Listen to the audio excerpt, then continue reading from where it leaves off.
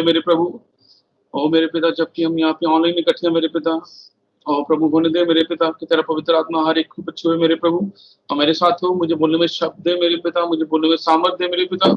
पवित्र वचन में लिखा है कि बोलने वाले तुम नहीं मेरे पिता का आत्मा होगा मेरे पिता, और होने दे वही आत्मा आए और बोलने में सामर्थ दे मेरे पिता। जो भी मेरे में विचार है मेरे पिता, होने दे वैसे वो आने पाए मेरे पिता, और वैसे आने पाए जैसे तू चाहता है मेरे प्रभु, ताकि हर एक को जो यहाँ पे है मेरे पिता, हर एक को, हम अलग शहरों से है मेरे पिता, अलग बुद्धि से है मेरे पिता, अलग विचार से, अलग आत्मा से है मेरे प्रभु, होने दे एक की तरह वचन हर एक के लिए उसको भाग मिले मेरे पिता। तेरे ही नाम की महिमा हो मेरे पिता। और प्रभु होने दे प्रभु हम एक ऐसी बेदारी में हो प्रभु, जहाँ ये बंधन हमें रोक नहीं पाए मेरे पिता, और हम यीशु मसीह में इकट्ठे हो मेरे प्रभु। तेरे ही नाम में महिमा हो प्रभु। जैसे तेरे वचन में कहा जाता है मेरे पिता, बोलना पवित्र आत्मा की ओर से होगा, होने दे वही बोले, तेरे बच्चे सुने मेरे पिता। ये दुआ कर, तू रहम कर। और प्रभु हम जानता हूँ मेरे पिता, युक्तियां हमारे मन में नहीं रहती, हमारे दिमाग में रहती है, लेकिन बोलना यहोवा की ओर से होता है प्रभु। तो होने दे, ऐसा होने दे प्रभु, कैसा हो मेरे प्रभु, और दया कर दे मेरे पिता। जो भी नोट्स है मेरे पिता, जो भी चीजें तेरा पवित्र आत्मा उन पे मंड रहा है और लाइफ लाए मेरे प्रभु, तेरे ही नाम की महिमा यहाँ पे होने दे मेरे पिता। तो दया कर, हर एक कुछ सुना मेरे प्रार्थना प्रभु यीशु मसीह के नाम से मांगते हैं, आमीन। और जैसे कि हम अपनी बाइबल खोलें, उसका रोमियो उसका 8 अध्याय और उसका 14 से 23 तक मैं पढ़ता हूँ यहाँ पे। और जितने भी हैं कृपया आप अपने माइक म्यूट रखें, मैं खुद पढ़ता हूँ। रोमियो 8 उसका 14, इसलिए कि जितने लोग परमेश्वर की आत्मा के चलाए चलते हैं वह ही परमेश्वर के पुत्र हैं, क्योंकि तुमको दास्तव की आत्मा नहीं मिली कि फिर भयभीत हो, परंतु लेपालक की आत्मा मिली है, जिससे हम हे अब्बा, हे पिता कहकर पुकारते हैं। आत्मा आप ही हमारी आत्मा के साथ गवाही देता है कि हम परमेश्वर की संतान हैं, और यदि संतान हैं तो वारिस भी, वरन परमेश्वर के वारिस और मसीह के संगी वारिस हैं, कि जब हम उसके साथ दुख उठाएं तो उसके साथ महिमा भी पाएं। क्योंकि मैं समझता हूँ कि इस समय के दुख और क्लेश उस महिमा के सामने जो हम पर प्रकट होने वाली है कुछ भी नहीं है, क्योंकि सृष्टि बड़ी आशा भरी दृष्टि से परमेश्वर के पुत्रों के प्रकट होने की बांझ हो रही है। क्योंकि सृष्टि अपनी इच्छा से नहीं पर अधीन करने वालों की ओर है, व्यर्थता के अधीन इस आशा से की गई कि सृष्टि भी आप ही इस विनाश के दास्तान से छुटकारा पाकर परमेश्वर की संतानों की महिमा की स्वतंत्रता प्राप्त करेगी। क्योंकि हम जानते हैं कि सारी सृष्टि अब तक मिलकर कराती और पीड़ाओं में पड़ी तड़पती है। केवल वही नहीं, पर हम भी जिनके पास आत्मा का पहला है, आप भी अपने में कराते हैं और लपालक होने की अर्थात अपने देह के छुटकारे की बांट होते हैं। परमेश्वर के वचन पढ़े जाने सुने जाने पे आशीष हो। और मैं एक विषय लेना चाहता हूँ, लपालकपन का आत्मा, आत्मिक लपालकपन और शारीरिक लपालकपन। और ये 3 फेज हैं लपालकपन के। हम एक पॉइंट करके इसे देखेंगे। आत्मिक लपालकपन का आत्मा, आत्मिक लपालकपन और शारीरिक लपालकपन। क्योंकि कुछ ऐसे प्रॉमिसेस हैं जो सिर्फ केवल और केवल दुल्हन के लिए हैं। बाइबल, जब हम बाइबल पढ़ते हैं तो ये बाइबल है, लेकिन बाइबल में लिखा है कि एक और किताब है जो 7 मोहरे लगा के बंद है। अब जो सब पढ़ते हैं, सब डिनोमिनेशन, सब संस्थाएं वो अभी पढ़ रही हैं जो दिखने रूप में आती है, लेकिन एक बाइबल थी जो उसके अंदर थी और जो मोहर बंद थी। सबके पास बाइबल थी, लेकिन एक बाइबल थी जो सबके नजर से दूर थी। एक बाइबल थी जो बाइबल के अंदर बाइबल थी। एक बाइबल है जो आपके बाइबल के अंदर बाइबल है।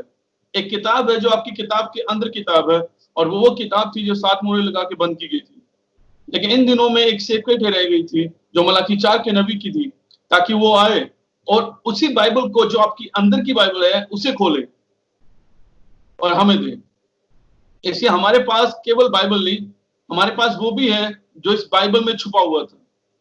हमारे पास केवल लिखी नहीं और छुपी हुई बाइबल का भी रेवलेशन इस युग में आया है। तो क्या ही धन्य वो लोग जो इस युग में है, क्योंकि हर एक नबी, हर एक प्रेरित इसी युग में आना चाहता था, पर हमें सौभाग्य मिला ताकि हम इस युग में आ पाए।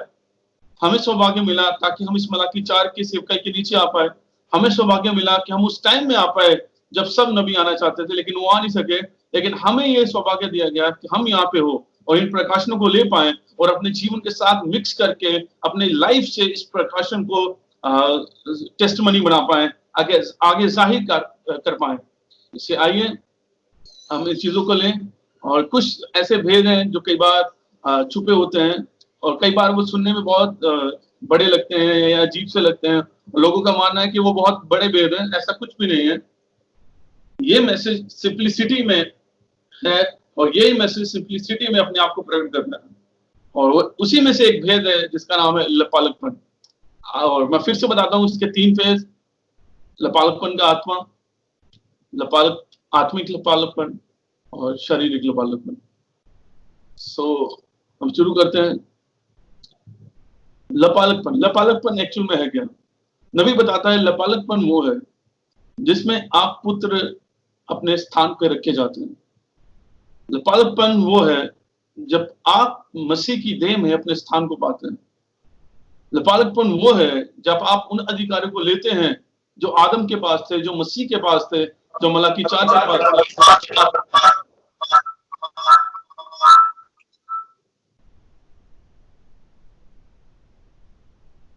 वो आपके पास है।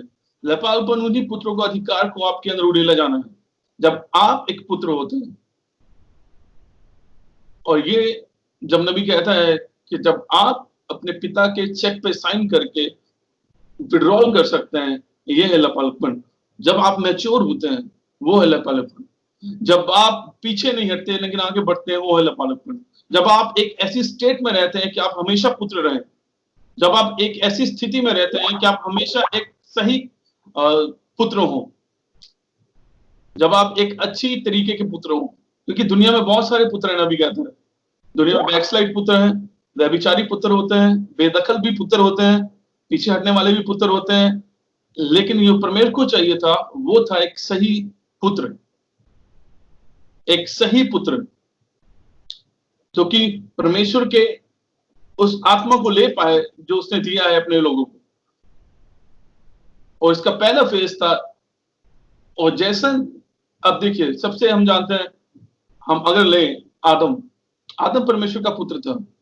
बाइबल कहती है आदम परमेश्वर का पुत्र था। लेकिन नबी कहता है, ये मलकीसेदेक कौन में है, नबी कहता है यीशु मसीह अपनी थियोफनी बाईपास करके नहीं गया, लेकिन आप और मैं आदम की तरह हैं। यहां पे सब चीजें चेंज होती हैं। नबी कहता है यीशु मसीह अपनी थियोफनी बाईपास करके नहीं गया, लेकिन आप और मैं आदम की तरह हैं। और हम जानते हैं हम थियोफनी बाईपास करके आए।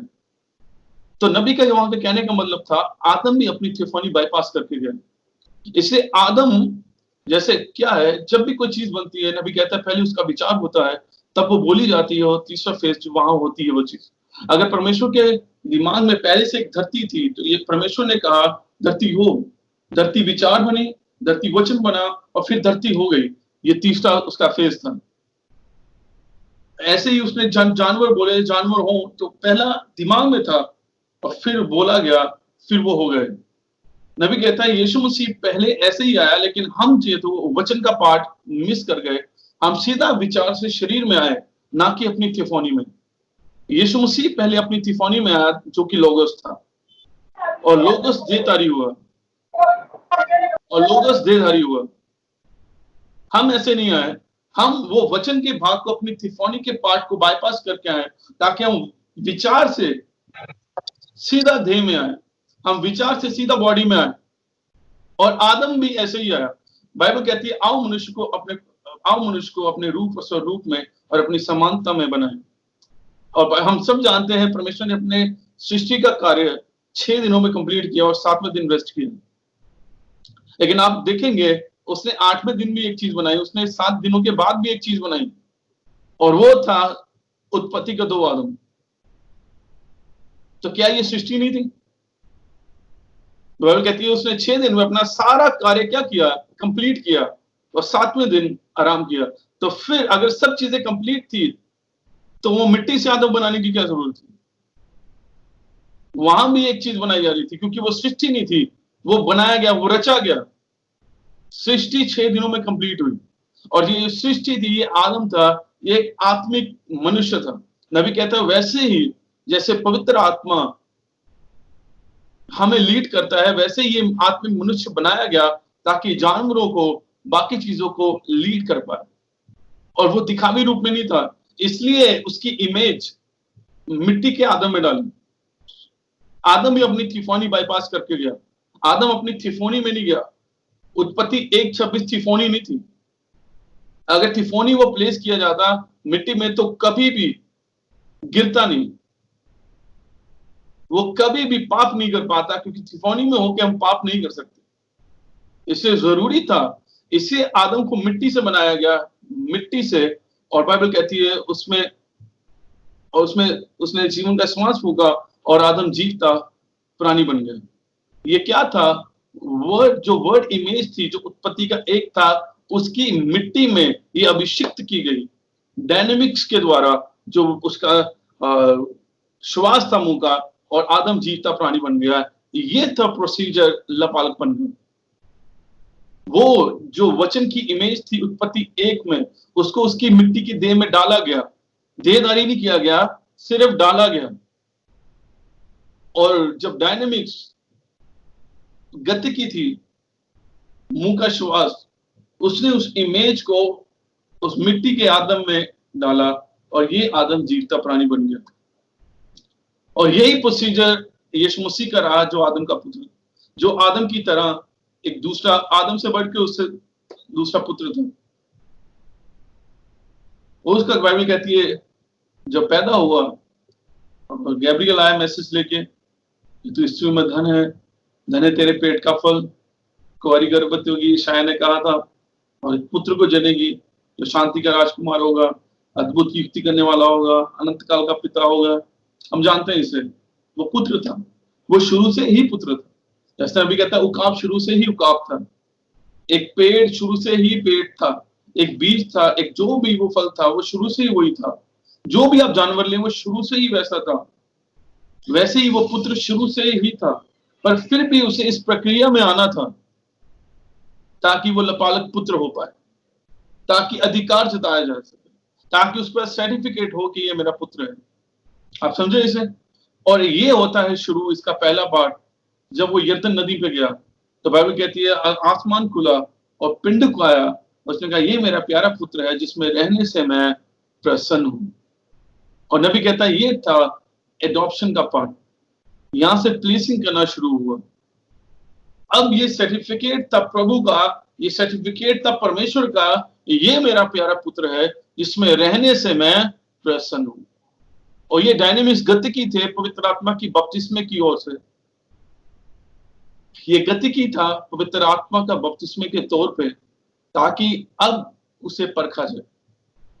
नबी क्या कहता है? पवित्र आत्मा का बपतिस्मा क्या करता है? आपके प्राण को दावा करता है, आपके प्राण को क्लेम करता है, ताकि आप पुत्र, लपालक पुत्र होने की राह पर शुरू हो। पवित्र आत्मा का बपतिस्मा आपको पुत्र बनने की राह पर शुरू करता है। अगर अभी तक आपके पास पवित्र आत्मा का बपतिस्मा नहीं है, अगर अभी आपके पास पवित्र आत्मा का एनॉइंटिंग नहीं है, आपके पास वो व्हाइट लाइट जो आपके प्राण में आती है वो अभी तक नहीं आई, तो आप अभी तक पुत्र बनने की राह पे भी शुरू नहीं हुए। आप अभी तक दौड़ पा रहे हैं कि हम पवित्र आत्मा का बपतिस्मा पाए।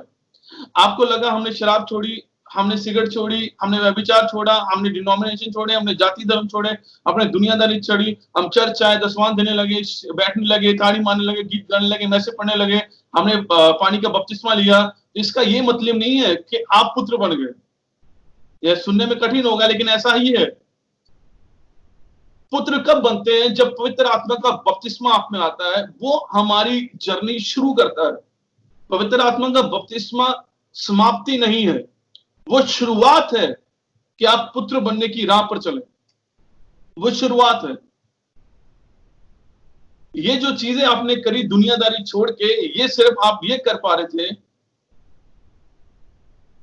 कि आप मसीही बन पाए। लेकिन जब आप मसीही बनते हैं तब प्रभु आपको पवित्र आत्मा का बपतिस्मा देता है और कहता है ये मेरा प्यारा पुत्र है। क्या यीशु मसीह पहले से पुत्र नहीं था? लेकिन उसे तभी क्यों क्या कहा गया कि ये मेरा प्यारा पुत्र है? क्या वो पुत्र नहीं था? लेकिन दुनियादारी की चीजें छोड़ी गई। वो चेक किया जा रहा था क्या करता है, और आपको चेक किया जाता है कि आप मसीही हैं कि नहीं है। आपको चेक किया जाता है कि आप पवित्र आत्मा की उस मोहर को शौकित तो नहीं करते। आपको चेक किया जाता है कि आप हर एक कदम पे क्या करते हैं, और जब आप सही पाए जाते हैं तब पवित्र आत्मा आता है, आपको मोहर करता है। और ये बयाना होता है, बाइबल कहती है। पवित्र आत्मा का बपतिस्मा समाप्ति नहीं है, और अभी तक हम वहां तक नहीं पहुंच पाए। हमें आगे बढ़ना होगा। चर्च आना ठीक है, लेकिन हमें पवित्र आत्मा का बपतिस्मा पाना है। दसवांश देना ठीक है, लेकिन हमें पवित्र आत्मा का बपतिस्मा पाना है। बैठना, गीत गाना, प्रेयर करना, बातें करना, इधर उधर की वीडियो मैसेज सुनना, फोन में गीत सुनना, वॉलपेपर लगाना, कभी कभी चर्च जाना, ये सब ठीक है, लेकिन हमें पवित्र आत्मा का बपतिस्मा पाना है। मैं इनके खिलाफ नहीं हूं, लेकिन आपको पवित्र आत्मा पाना ही पाना है, ताकि उस जर्नी पे आप शुरू हो पाए। और ये क्या था? ये था वो, जान अभी कहता है, मैं सिर्फ कुछ चीजों को पढ़ूंगा। ये यर्दन नदी का एक्सपीरियंस था, ये यर्दन नदी का अनुभव था, जहां पवित्र आत्मा का बपतिस्मा पाते हैं, और ये आपके लपालक पुत्र होने की राह को शुरू करता है। और ये होता है लपालकपन का आत्मा। ये आपका गाइडेंस आत्मा होता है, आपको गाइड करने वाला आत्मा, ताकि आपको पुत्र कैसे बनना है उसके द्वारा आपको चलाए। आत्मा के द्वारा चलाए चलन वाले ही क्या है? बाइबल कहती है परमेश्वर के पुत्र हैं। और में से रोमियो 8 में पढ़ते हैं,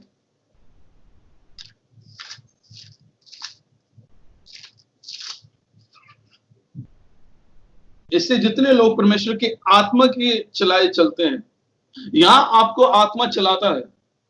लेकिन लपालकपन क्या है? जब वो आत्मा आपके अंदर देहधारी है। पवित्र आत्मा का बपतिस्मा वो एनॉइंटिंग है जो आपको चलाता है। आप समझे इसे? वो आपको चलाता है, लेकिन संपूर्णता पवित्र आत्मा का वो पर्सन जब आपके अंदर देहधारी होता है, वो है लपालकपन। इसलिए जितने लोग परमेश्वर के आत्मा के चलाए चलते हैं, वह ही परमेश्वर के पुत्र हैं। क्योंकि तुमको दासत्व का नहीं, आत्मा नहीं मिला कि हम फिर भयभीत हों, परंतु लपालकपन की आत्मा मिली है, जिससे हम हे अब्बा, हे पिता कह के पुकारते हैं। ये होता है लपालकपन का आत्मा, ताकि आपको गाइड करे। और गाइड कहां? फिर इसके बाद आपको परखा जाता है। जैसे ही यर्दन पर पिंडक आया यीशु मसीह के पास, तो बाइबल कहती है वह उसे जंगल में ले गया, और उसे नबी कहता है 3 अटैक के 3 हमलों के द्वारा उसे परखा गया। पहला क्या था? शरीर की अभिलाषा, आंखों की अभिलाषा, और जीविका का घमंड। पवित्र आत्मा बपतिस्मे के बाद आपको परखा जाता है। कई बार हम कहते हैं देखिए यीशु मसीह को बपतिस्मे के बाद परखा गया, हमें भी बपतिस्मे के बाद परखा जा रहा है। नहीं, आप एक चीज छोड़ गए, यीशु मसीह को बपतिस्मे और पवित्र आत्मा के बपतिस्मे के बाद परखा। पवित्र आत्मा का बपतिस्मा आया और फिर पीछे हटा, और उसने वचन के द्वारा क्या किया? उस पर जय पाई। वो चेक किया जा रहा था कि इससे पहले कि इस बेटी को अपने अधिकार दूं, चेक किया जाना है। इससे बाइबल कहती है हर एक पुत्र जो उसके पास आता है वो परखा जाएगा। कब? पवित्र आत्मा के बपतिस्मे के बाद आप परखे जाते हैं। आप समझो इसे? पवित्र आत्मा की एनॉइंटिंग आपको दी जाती है, पवित्र आत्मा का बपतिस्मा आपकी सोल को क्लेम करता है। जो आपने विश्वास किया उस पर पवित्र आत्मा की मोहर लगी। जैसे ही अब्राहम के विश्वास पर खतने की मोहर थी, वैसे ही हमारे विश्वास पर पवित्र आत्मा के बपतिस्मे की मोहर होती है। हम विश्वास करते हैं, लेकिन जब हम प्रभु हम पर विश्वास करने शुरू हो जाता है, तो वो हमें मोहर देता है। जैसे पानी के बपतिस्मे से हम मसीह को ग्रहण करते हैं, लेकिन आत्मा के बपतिस्मे के द्वारा प्रभु हमें ग्रहण करता है। ये मेरा प्यारा पुत्र है, जिसमें रहने से मैं प्रसन्न। तो वो आपके अंदर चलता चलता आपको गाइड करता है। और बाइबल कहती है यीशु मसीह को वो गाइडेंस आत्मा, लपालकपन का आत्मा, वो पिंडू कहां ले गया? जंगल में ले गया। और ये पवित्र आत्मा पानी के बाद होता है। वो आपको उजाड़े जंगल में लेके जाएगा जब आप अकेले होते, कोई आपके साथ नहीं होता। तब देखा जाता है कि जब ये अकेला होगा तो ये क्या करेगा। उसने कहा, आप 3 हमले देखिए उसके। उसको भूख लगी, बाइबल कहती है, और शैतान आया, उसने कहा इस पत्थरों को क्या रोटी बन जाए। उसने कहा परमेश्वर, उसने कहा मनुष्य केवल वचन से मनुष्य केवल रोटी से नहीं बल्कि हर उस वचन से जो परमेश्वर के मुख से निकलता है जीवित रहेगा। ये क्या था? शरीर का अभिलाषा। उसने, बाइबल कहती है, उसे दिखाया ये सारा मेरा साम्राज्य है। ये क्या था? आंख की अभिलाषा। और बाइबल कहती है 30 बार उसे मंदिर के घुंघरू पे ले गया। उसने कहा अपने आप को नीचे गिरा और स्वर्गदूत आएंगे और हाथों हाथ तुझे उठा लेंगे। उसने कहा ऐसा नहीं हो सकता, तू केवल मुझे क्या कर।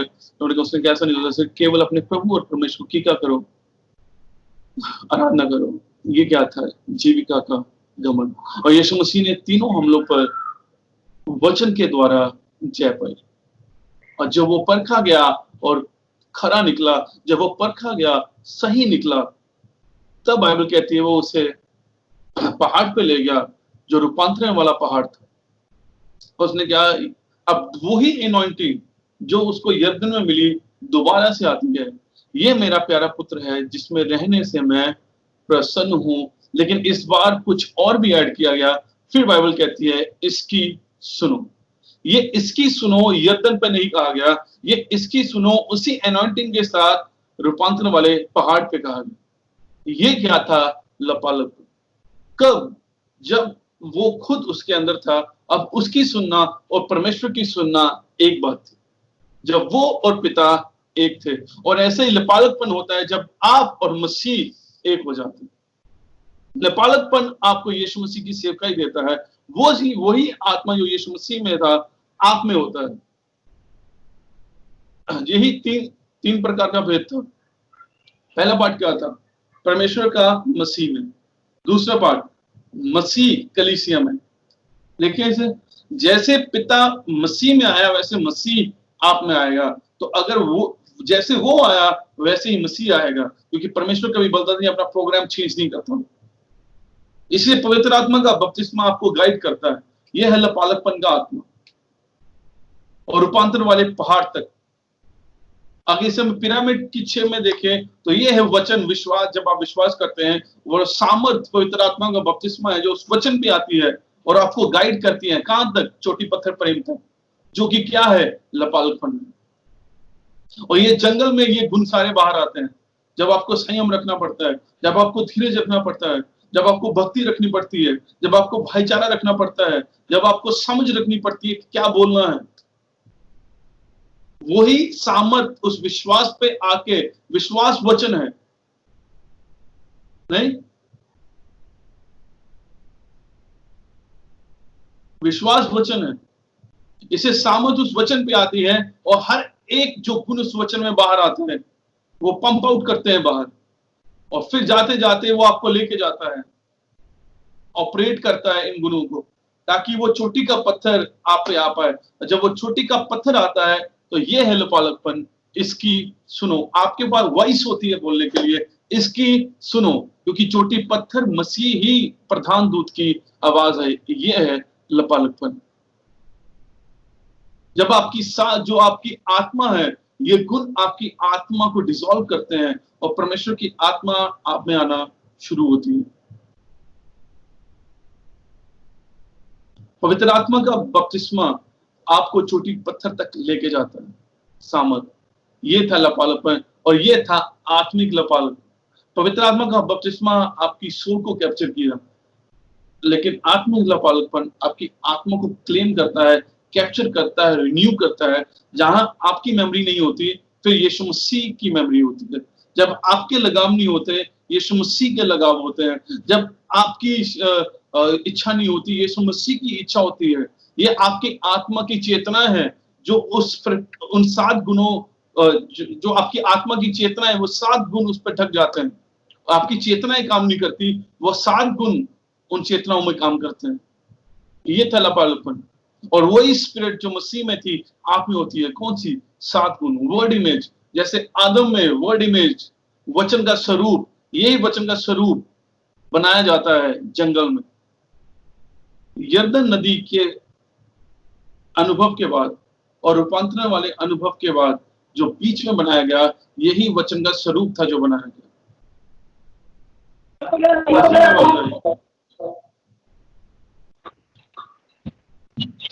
फिर आवाज आई, ये मेरा प्यारा पुत्र है जिसमें रहने से मैं प्रसन्न हूं, इसकी सुनो। और इसे हम बाइबल में देखते हैं, क्योंकि मैं समझता हूं कि इस समय के दुख और क्लेश उस महिमा के सामने जो हम पर प्रकट होने वाली है कुछ भी नहीं है। क्योंकि सृष्टि बड़ी आशा भरी दृष्टि से परमेश्वर के पुत्रों के प्रकट होने की बांझ हो रही है। ये है जब परमेश्वर के पुत्र प्रकट होते हैं। कब? जब चोटी का पत्थर आपकी जीवन के पिरामिड पे आता है। चोटी का पत्थर पूरी कलीसिया पे भी आएगा, लेकिन चोटी का पत्थर आपके व्यक्तिगत तौर पर आपके जीवन के पिरामिड पे भी आएगा। जैसे वो कलीसिया बनाता है, वैसे ही वो व्यक्तिगत तौर पर एक एक आदमी को उस कलीसिया में जो है उसे बनाता है। इसे 7 गुण पूरे चर्च में भी होंगे, लेकिन 7 गुण इंडिविजुअल आप में भी होने चाहिए। इसलिए हर प्रकार का यत्न करके बाइबल कहती है इन गुणों को बढ़ाते जाओ, ताकि चोटी के पत्थर आप पे आ पाए। और वो आपको अधिकार देता है, वो आपको पावर देता है, वो आपको वो आत्मा देता है जो मसीह में थी, ताकि आप उसके एक लपालक पुत्र हो। कईयों का मानना है लपालकपन सिर्फ पुनरुत्थान में होगा, लेकिन यीशु मसीह का लपालकपन पुनरुत्थान से पहले हुआ का बाद में? पहले। नबी का लपालकपन पहले हुआ या बाद में? पहले। तो दुल्हन का भी लपालकपन पुनरुत्थान से पहले होगा, क्योंकि पुनरुत्थान है जो वो लपालकपन की संपूर्णता है, जो कि शारीरिक लपालकपन है, आपकी देहों का छुटकारा। देखिए, अब आप मेरा टाइटल समझे, लपालकपन का आत्मा, आत्मिक लपालकपन और शारीरिक लपालकपन। लपालकपन आत्मा आपके प्राण के लिए, जब वो आपके प्राण को क्लेम करता है दावा कर, और उस वचन को जो आपके प्राण में है बाहर निकालता है आत्मा की द्वारा, और आपकी शरीर को क्लेम करना शुरू करता है। फिर चोटी का पत्थर आता है और संपूर्ण तौर से उस आत्मा का जो आप में क्लेम करता है, आपका आत्मिक लपालकपन। और फिर पुनरुत्थान है जो शारीरिक लपालकपन है, आपके शरीर को दावा करने के लिए।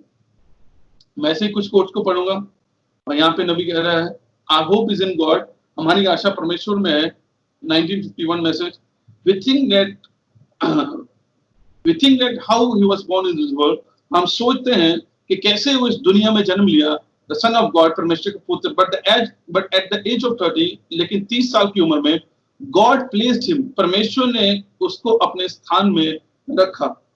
Upon the banks of Jordan that day, यरदन के किनारे उस दिन, when he was standing, जब वो खड़ा था, and the water dripping from his locks, और जब पानी उसके बालों से बह रहा था, God vindicated that as his son, परमेश्वर ने उसे प्रमाणित किया कि ये मेरा प्यारा पुत्र है, and said this is my beloved son, और उसने कहा ये मेरा प्यारा पुत्र है, placing into the kingdom for the work in whom I am well pleased, जिसमें रहने से मैं प्रसन्न हूँ।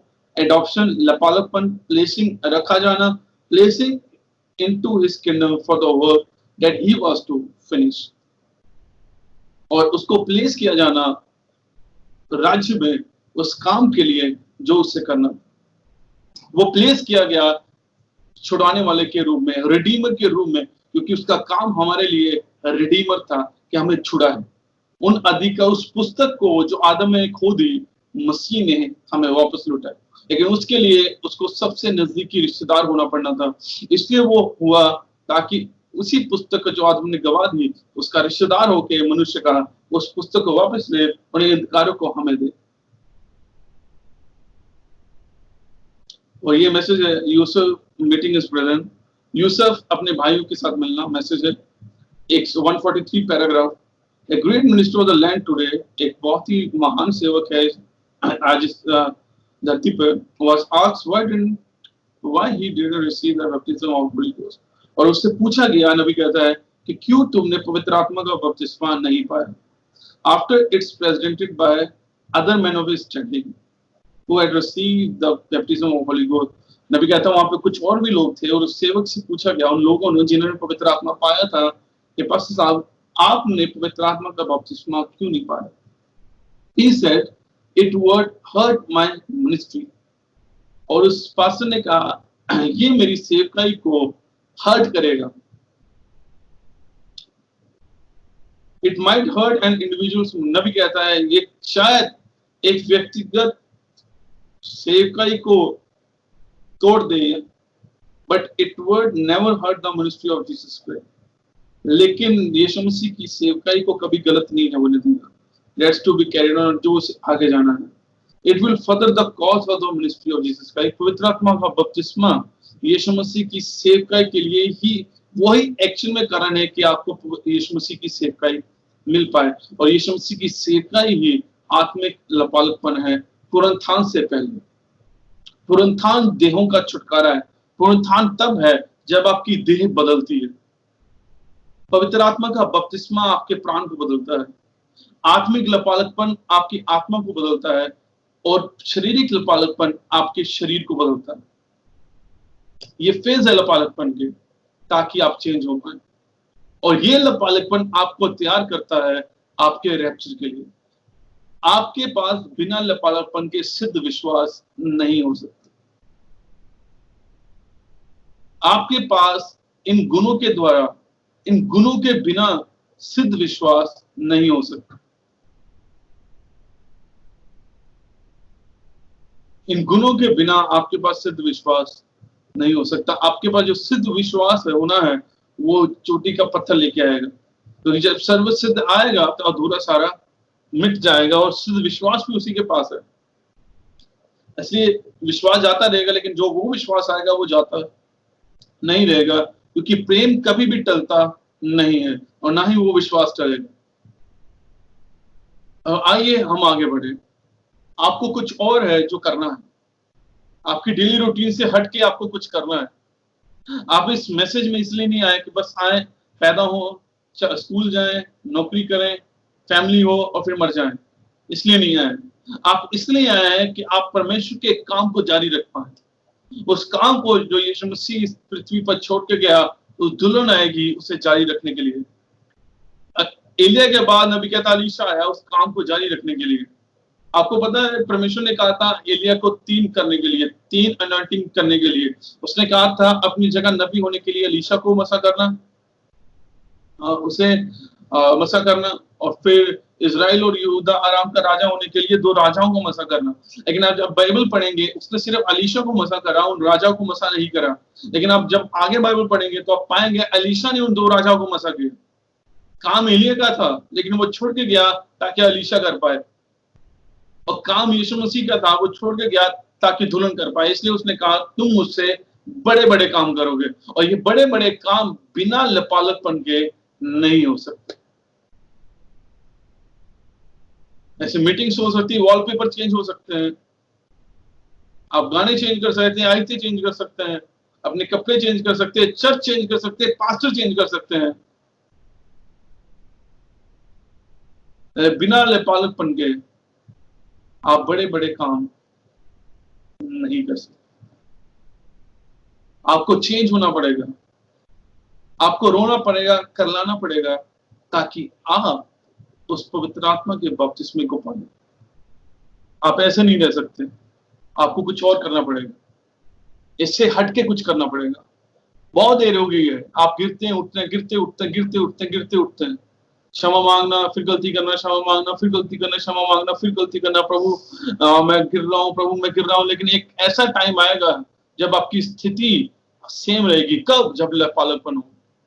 आप क्यों गिरते हैं, क्यों ऐसा होता है? क्योंकि लपालकपन नहीं है, क्योंकि पवित्र आत्मा का बपतिस्मा नहीं। पवित्र आत्मा का बपतिस्मा आपको उठाएगा, पवित्र आत्मा का बपतिस्मा आपको ऊपर लेके जाता है। ये मेरा प्यारा पुत्र है जिसमें रहने से मैं प्रसन्न हूँ।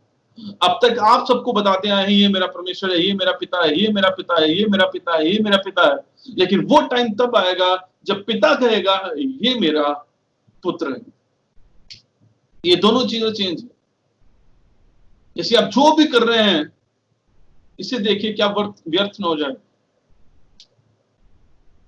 पौलुस आया, उसने कहा जब से तुमने विश्वास किया क्या पवित्र आत्मा पाया? और हम अभी तक पवित्र आत्मा ही नहीं पा पाए, तो हम लपालकपन के संपूर्णता तक कैसे पहुंचे? और हम तीनों चीजें, और ये शरीरी लपालकपन नहीं हमें रोमियो 8 को तीनों फेज आपको रोमियो 8 में मिलेंगे। लपालकपन का आत्मा, आपको मिलेगा रोमियो 8:15 में।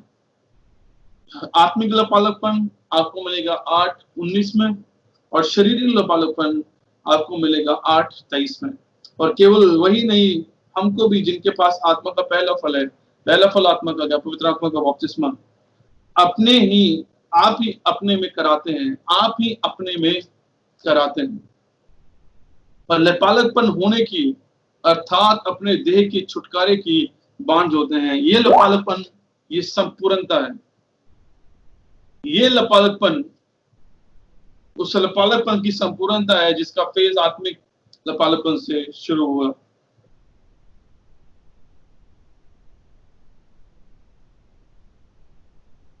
नबी कहता है, मैं से कुछ चीजों को पढ़ूंगा। ये मैसेज है paradox 64। The pillar of fire is identified scientifically. नबी कहता है आग का खंबा वैज्ञानिक तौर पर उसकी पहचान कराई जा चुकी है, and by the reaction and by its character, उसके स्वभाव के द्वारा, उसके चरित्र के द्वारा, and everything else just the same, और बाकी हर एक चीज बिल्कुल बिल्कुल वैसे ही है, as it was when it was dwelling in the body of God's only begotten son. नबी कहता है वैसे ही जैसे वो परमेश्वर के एक लौते बेटे के शरीर के अंदर वास कर रहा था। क्या? आग का खंबा। नबी कहता है जैसे परमेश्वर के एक लौते पुत्र के शरीर के अंदर वो वास कर रहा था, so does it dwell in the body of his adopted sons for the last day. वैसे ही आग का खंबा अपने लपालक पुत्रों में वास करेगा अंतिम दिनों में। वो क्या ही वादा है हमारे लिए। आपके पास बहुत सारे वादे इन टेप्स में, बुक्स में। नबी सिर्फ प्रचार करके इन्हें मोटा करने नहीं आया, वो इसलिए आया कि उसके पता था एक दुल्हन थी जो इन चीजों को पालेगी। इसलिए मैं आपको ये नहीं बताने आया कि हमारे दिनों में नबी आया है, आप जानते हैं हमारे दिनों में नबी आया है। मैं ये बता रहा हूं कि इस नबी ने क्या कहा है कि हमें क्या करना है।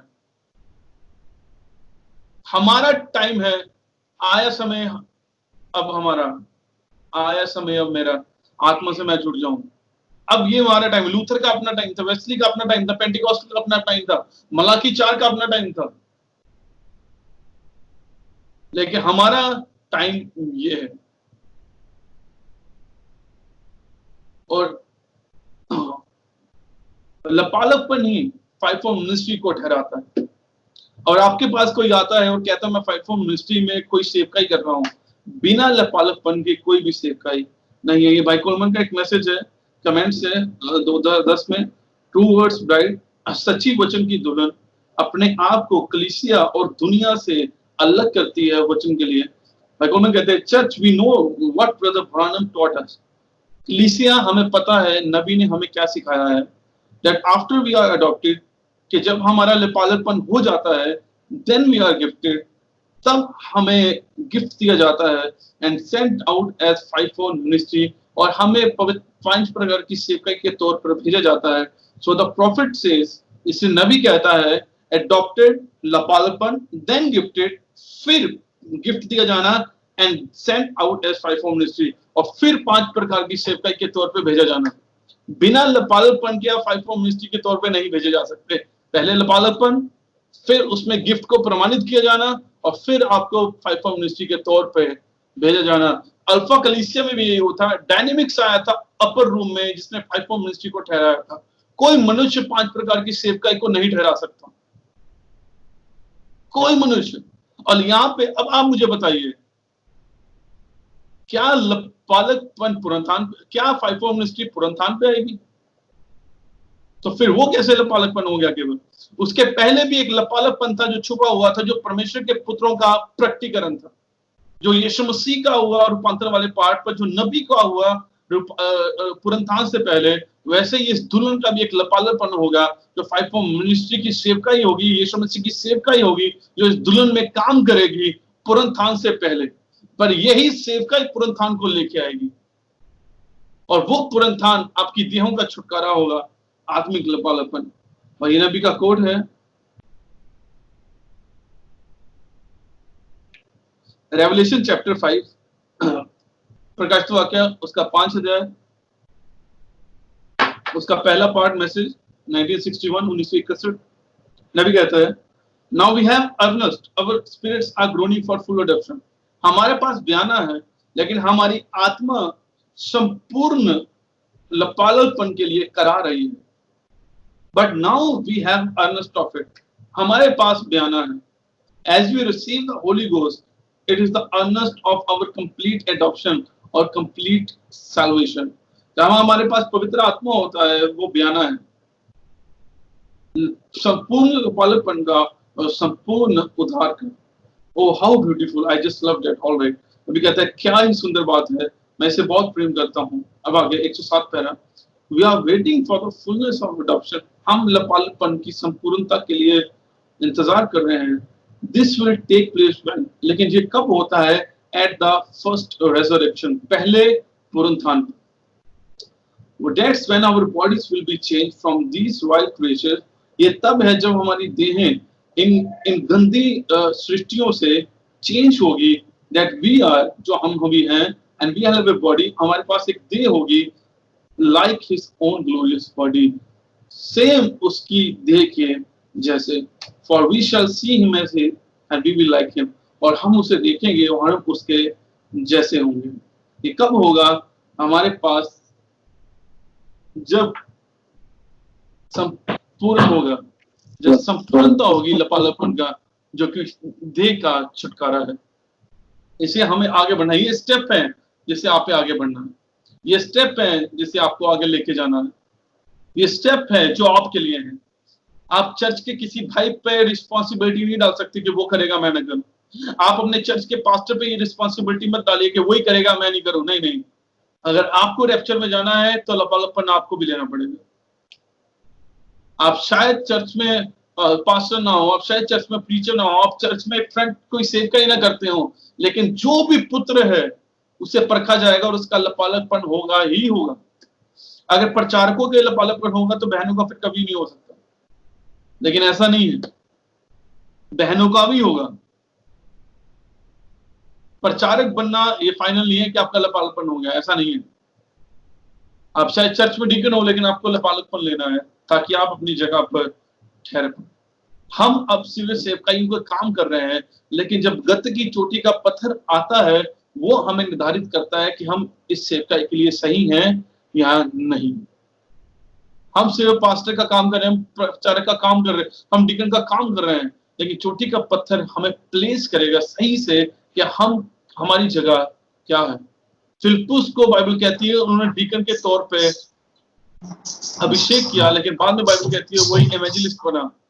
इसे मनुष्य आपको कोई भी सेवकाई दे सकते हाथ रख के, लेकिन ये परमेश्वर निर्धारित करता है कि आपको क्या सेवकाई देनी है। इसे जब नबी ने कहा बाइबल के लिए तो वो पास्टर था, लेकिन परमेश्वर ने निर्धारित किया कि प्रेरित हो गया इस युग के लिए। आप समझे इसे? ये चीजें हैं जो आपको करनी। बिना लपालकपन के कोई भी फाइव मिनिस्ट्री नहीं। इसलिए आप फाइव मिनिस्ट्री के लिए ना दौड़े, आप परमेश्वर का पुत्र होने के लिए दौड़े। इसलिए हमें इस लपालकपन को लेना ही है। आपको ये स्टेप है जिसे आपको जाना ही है। जितने में आपको शायद इनके लिए आपको दोस्तों को छोड़ना पड़े, शायद एक के लिए आपको फैमिली को छोड़ना पड़े, शायद इसके लिए आपको बहुत चीजें छोड़नी पड़ी, शायद इसके लिए जो आपसे सबसे लगाव वाली चीजें आपको छोड़ना पड़े, लेकिन आपको ये लेना ही है। आप समझे इसे? पवित्र आत्मा का बपतिस्मा आपके प्राण के लिए, आत्मिक लपालकपन आपकी आत्मा के लिए, और शारीरिक लपालकपन आपके शरीर के लिए, और आप तब तैयार होते हैं रैप्चर के लिए। इसलिए लपालकपन जरूरी है रैप्चर से पहले। तो यही चीज है जो आपको आगे लेके जाती है। जैसे मसीह के साथ हुआ, जैसे नबी के साथ हुआ, वैसे ही आपके साथ नहीं। मसीह शुरू से पुत्र था, लेकिन उसे पुरखा गया पुत्र होने के लिए। आप शुरू से ही पुत्र हैं, मुझे इसमें शक नहीं है, लेकिन आपको परखा जाएगा कि आप पुत्र हैं कि नहीं। और जब आपको परखा जाता है और टिकमा किया जाता है कि ये सही है, तब चोटी पत्थर आता है और कहता है ये मेरा प्यारा पुत्र है जिसमें रहने से मैं प्रसन्न हूं, इसकी सुनो। रोमियो 8 में ये तीन चीजें, तीन फेज है। लपालकपन का आत्मा आपको गाइड करने के लिए, कहां तक? आत्मिक लपालकपन तक, चोटी के पत्थर तक। और वो चोटी का पत्थर लपालकपन आपको दुल्हन के युग में रखता है, ताकि डायनामिक्स आ पाए आपके शरीर को चेंज करने के लिए। पुनरुत्थान पर इसे शाउट मैसेज, इसलिए हम परमेश्वर के आगमन के साथ भी जुड़े। इसलिए रेजरेक्शन जो होता है वो तुरही पे होता है आपके शरीर को चेंज करने के लिए। आप इसे समझे? इसे आइए हम आगे बढ़े, आइए हम आगे निकले। कब तक हम इसी स्थिति पर रहेंगे? कब तक हम ऐसे करेंगे? कब तक हम इन वादों को धकेल के खुद आगे करेंगे? ये वादे आपके लिए हैं। मरियम के पास, मरियम जब आई उसके पास वचन था जो उसे प्रकट करना था, और वो यशाया में लिखा था। और जब ये दुल्हन आई है तो इसके पास भी कुछ वादे हैं जो इसे पूरे करने हैं, और जो टेप्स और बुक्स में लिखे हैं, जो बाइबल में लिखे हैं। इसे आपको इनको लेना है और अपने जीवन से इसे प्रकट करना है। इसलिए नीचे ना होइए, ऊपर उठिए। जैसे बाइबल कहती है जो कमजोर है वो कहे मैं बलवान हूं। इससे आइए आगे बढ़ते रहिए। जैसे बाइबल कहती है अपना सिर ऊपर उठाओ क्योंकि तुम्हारा छुटकारा निकट है। छुटकारा किसका? आपके प्राण का, आपके आत्मा का, आपके शरीर का। इसे आइए हम आगे बंद करें, प्रार्थना करें। मेरे स्वर्गीय पिता प्रभु, तेरे नाम की महिमा मेरे पिता। और जैसे कि हम यहाँ पे थे प्रभु, हमने वचन में ऐसी फेलोशिप दी मेरे पिता, तेरा धन्यवाद मेरे पिता। होने दे ये वचन इनके हृदय में जाए मेरे पिता, और फलवंत हो मेरे प्रभु। और जैसे ये इनके लिए था ये मेरे लिए भी था। हम आइए प्रभु, हम आगे बढ़े मेरे पिता, और हमें सबको तू पवित्र आत्मा का बपतिस्मा दे ताकि हम उस महान लपालपन के लिए तैयार हो पाए मेरे पिता। तू दया कर, तू रहम कर, सारी महिमा तुझे मिले। प्रार्थना प्रभु यीशु मसीह के नाम में मांगते हैं, आमीन। सबको जय मसीह की।